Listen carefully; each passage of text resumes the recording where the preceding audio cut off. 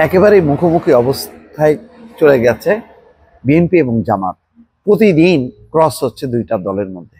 এর মধ্য দিয়ে বোঝা যায় যে রাজনৈতিক পরিস্থিতি এখন যে পর্যায়ে, তাতে কিন্তু সামনে নির্বাচনটা প্রতিদ্বন্দ্বিতামূলক হলে তো ভালো, প্রতিদ্বন্দ্বিতামূলক হয় উচিত, কিন্তু সেটা সংঘাতপূর্ণ হয় কিনা আমি শঙ্কা করছি।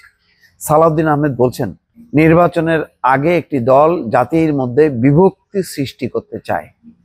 কেন বিভক্তি? বিভক্তি সম্ভবত এই অর্থে যে নির্বাচনের জন্য প্রস্তুত সবাই, কিন্তু একটা অংশ চাচ্ছে না আর একটা অংশ চায়, অথবা অন্যান্য ইস্যু নিয়ে।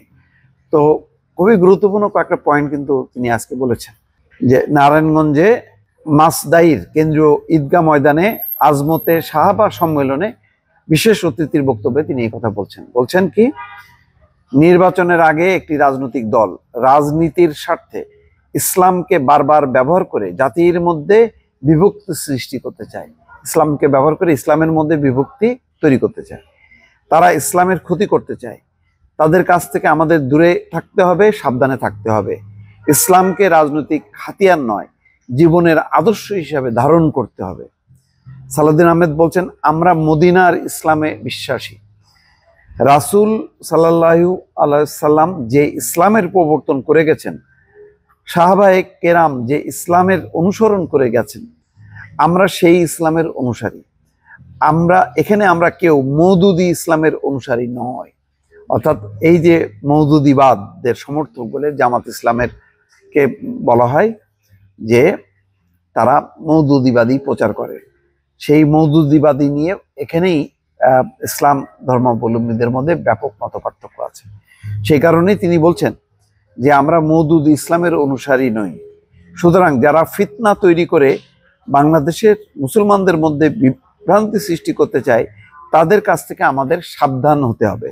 আমাদের উচিত সহি দ্বীনি এবং শিক্ষা এবং চর্চা করা।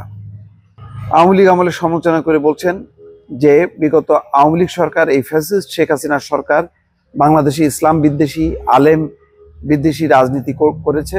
তারা মুসলিম বিদ্বেষী সরকার ছিল। আওয়ামী লীগের রাজনীতি এদেশের মানুষ দেখেছে। তারা তাদের রাজনৈতিক স্বার্থ হাসিল করার জন্য ইসলাম বিদ্বেষী রাজনীতি, আলেম নির্যাতনের রাজনীতি, আলেম বিদ্বেষী রাজনীতি, মুসলিম বিদ্বেষী রাজনীতি করেছে।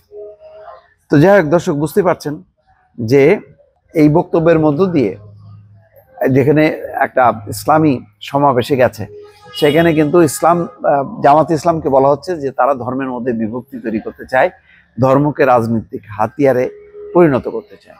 তো এই অভিযোগগুলোও কিন্তু গুরুতর, এবং এইগুলি আসছে এই কারণে যে ওই দুটি দলের মধ্যে নির্বাচন, জুলাই সনদ, গণভোট, এগুলি নিয়ে যে মত পার্থক্য তৈরি হয়েছে, এই পার্থক্য তৈরি হওয়ার কারণে এক পক্ষ আর এক পক্ষের যে সমস্ত দুর্বলতা আছে, যে সমস্ত কথা বলে ঘায়েল করা যায়, সেই কথাগুলি চলছে।